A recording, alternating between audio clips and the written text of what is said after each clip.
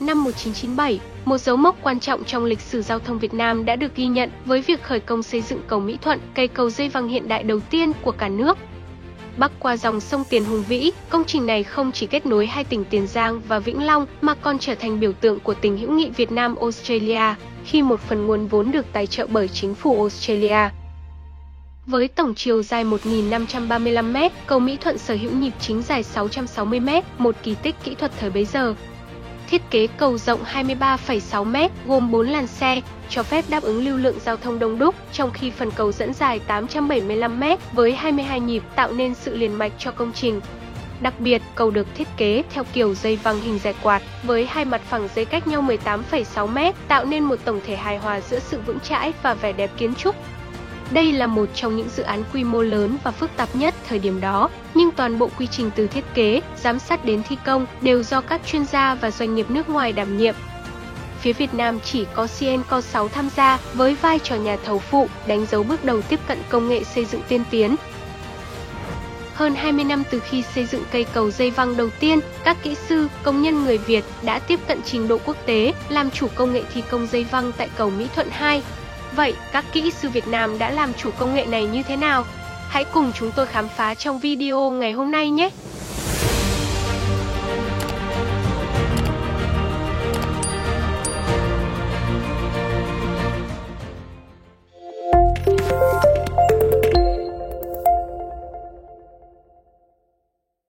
Ngày 30 tháng 4 năm 2002, dự án cầu rạch Miễu Bắc qua sông Tiền, nối liền hai tỉnh Tiền Giang và Bến Tre được khởi công xây dựng bằng vốn từ ngân sách.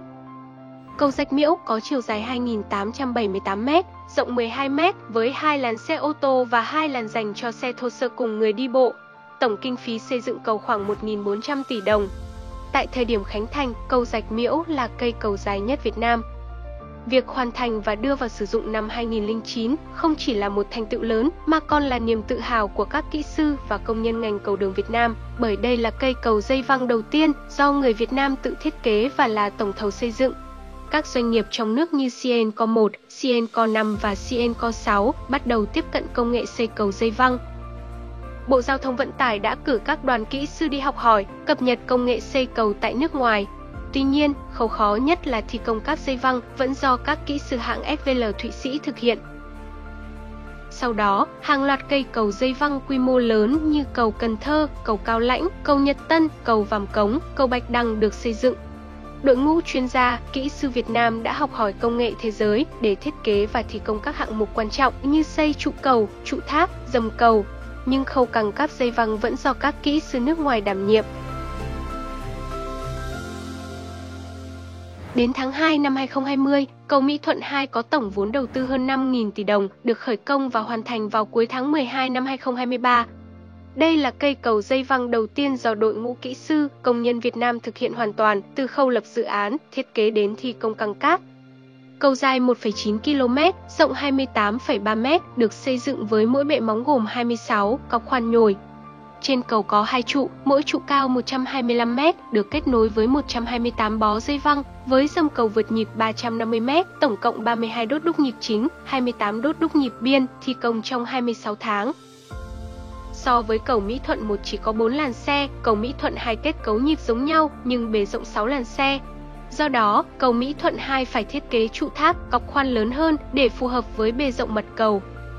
Do địa chất không ổn định của lòng sông Tiền, nhà thầu phải tìm giải pháp thi công cọc khoan nhồi, đường kính cọc lên đến 2,5 m, sâu từ 110 đến 116 m. Đây là cọc khoan nhồi lớn nhất và sâu nhất từng được thi công tại Việt Nam.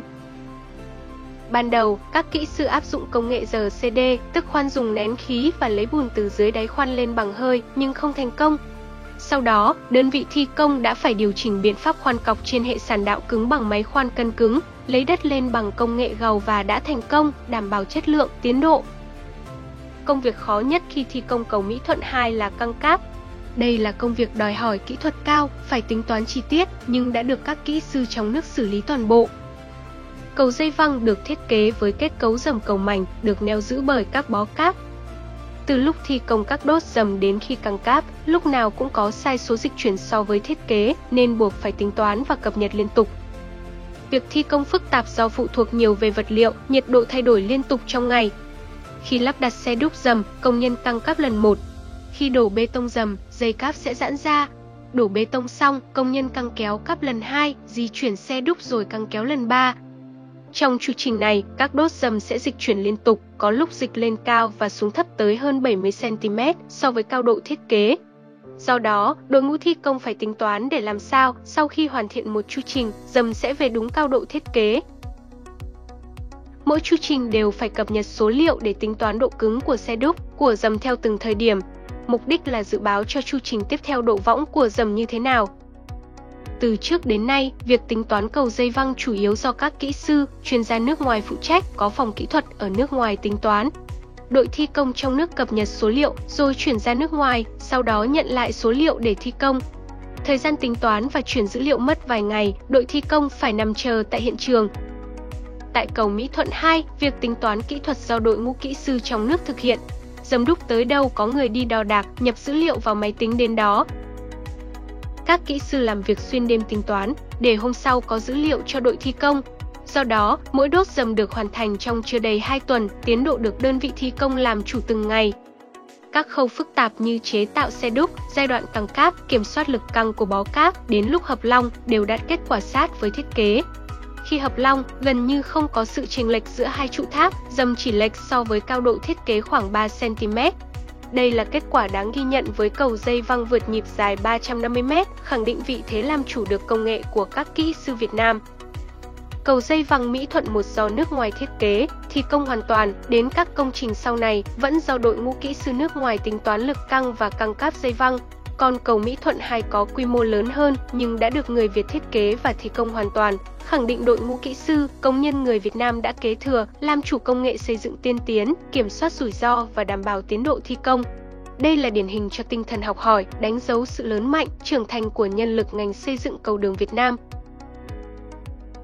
Sau cầu Mỹ Thuận 2, cầu Rạch Miễu 2 cũng là một công trình do các kỹ sư Việt Nam thiết kế và thi công hoàn toàn. Cầu Rạch Miễu 2 nối liền hai tỉnh Vĩnh Long và Đồng Tháp, cách cầu Rạch Miễu cũ khoảng 4 km về phía thượng lưu. Dự án cầu Rạch Miễu 2 có tổng chiều dài 17,6 km, trong đó 7,95 km đi qua tỉnh Đồng Tháp và 9,65 km qua tỉnh Vĩnh Long. Công trình bao gồm cầu dây văng Rạch Miễu 2 dài 1,97 km, với nhịp chính dài 270 m, mặt cầu rộng 17,5 m, cho phép 4 làn xe lưu thông. Tính không thông thuyền của cầu rộng 220 m, cao 30 m, đoạn giữa cầu cao 37,5 m. Tổng mức đầu tư của dự án là hơn 6.800 tỷ đồng từ nguồn vốn ngân sách nhà nước. Sau hơn 3 năm thi công, công trình đã chính thức khánh thành vào ngày 19 tháng 8 năm 2025, đáp ứng sự mong chờ của hàng triệu người dân vùng đất Chín Rồng.